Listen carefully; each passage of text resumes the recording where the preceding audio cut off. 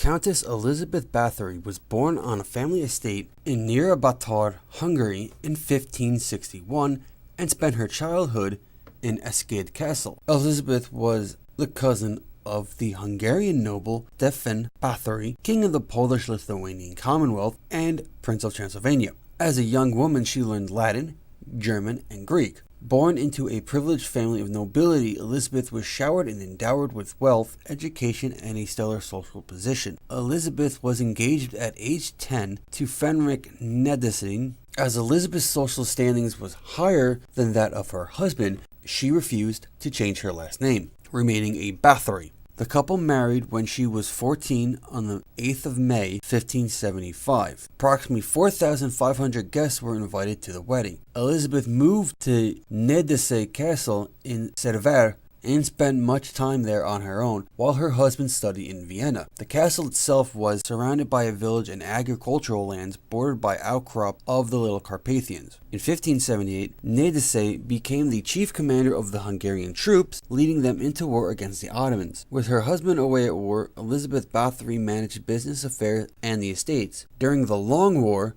Elizabeth was charged with the defense of her husband's estates, which lay on the route to Vienna. Her child Anna Nadesi was born in 1585. Her other known children include Ursulia Nadis, Caitlin, Andreas, and Paul, who all bear the last name Nadasti. Some chroniclers also indicate that the couple had another son, a lesser-known child named Miklus, although this cannot be confirmed, and could be that he was simply a cousin, as he is not named in the 1610 will of the Countess. All of Elizabeth's children were cared by a governess, as Elizabeth had been. Elizabeth's husband had died on the 4th of January in 1604 at the age of 48. Although the exact nature of his illness, which led to his death, is unknown, the couple had been married for 29 years. Between 1602 and 1604, after rumors of Báthory's atrocities had spread throughout the kingdom, Lutheran minister Istvan Magyari made complaints against her, both publicly and at the court of Vienna. The Hungarian authorities took some time to respond to the complaints. Finally, in 1610, King Matthias II assigned Georgi Thurzu, the Palatine of Hungary, to investigate. Thurzo ordered two notaries to collect evidence in March of 1610. In 1610 and 1611, the notaries collected testimonies from more than 300 witnesses. The trial records include the testimony of 4 defendants as well as 13 witnesses. Priests, noblemen, and commoners were questioned. According to all testimonies, Báthory's initial victims were the adolescent daughters of local peasants, many of whom were lured to the castle by offers of well-paid work as maidservants in the castle. Later, she is said to have begun to kill daughters of lesser gentry, who were sent to her gymnasium by their parents to learn courtly etiquette. Abductions were said to have occurred as well. The atrocities described most consistently included severe beatings, burning or mutilation of hands, biting the flesh of the faces, arms, and other body parts, freezing or starving to death, and other cruel acts. Some witnesses named relatives who died while at the gymnasium. Others reported having seen traces of tortures of dead bodies, some of which were buried in graveyards and others in unmarked locations. However, 2 witnesses actually saw the Countess herself torture and kill young servant girls. According to the testimony of the defendants, the Countess tortured and killed her victims not only at Keste, but also on her properties in Sever, Possoni, Vienna, and elsewhere. In addition to the defendants, several people named for supplying Elizabeth Báthory with young women procured either by deception or by force. Thurzu went to Keste Castle on the 30th of December 1610 and arrested Báthory and 4 of her servants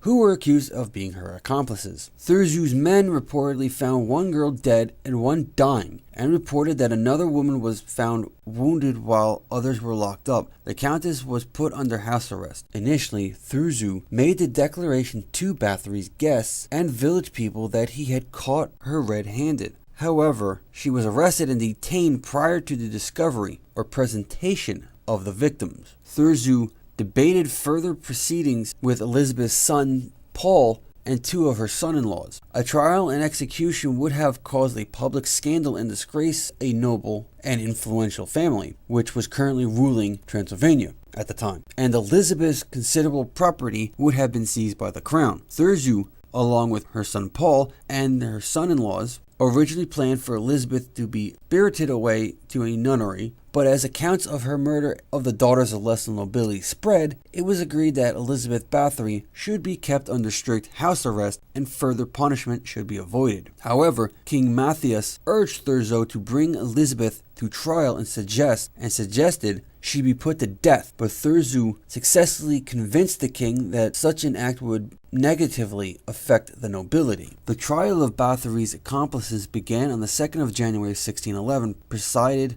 over by Royal Supreme Court Judge Theodosius Ceremonius and 20 associate judges. Dozens of witnesses and survivors, sometimes up to 30 a day, testified. All but one of the Countess's servants testified against her. In addition to the testimony, the court also examined the skeletons and cadaver parts found as evidence. The exact number of Elizabeth Báthory's victims is actually unknown, and even contemporary estimates differ greatly. During the trial, it was reported that there were 36 to 37 victims. Others estimated a number of 50 or higher. Her castle personnel estimated the number of bodies removed from the castle at between 100 and 200. One witness, a woman named Susanna, who spoke at the trial, mentioned a book in which Báthory supposedly kept a list of a total of over 650 victims, and this number has passed into legend. As the number of 650 victims could not be proven, the official count remained at 80. Báthory was imprisoned at Countess Castle and placed in solitary confinement. She was kept bricked in a set of rooms, with only small slits left open for ventilation and the passings of food. She remained there for 4 years until her death. In the evening of the 21st of August 1614, Elizabeth Báthory complained to her bodyguard that her hands were cold, whereupon he replied, "It's nothing, mistress, just go lie down." So she went to sleep, and she was found dead the following morning. She was buried on the 25th of November. Her story quickly became part of a national folklore. She's often compared with Vlad the Impaler of Wallachia, on whom the fictional Count Dracula is partially based. Elizabeth Báthory was nicknamed the Blood Countess.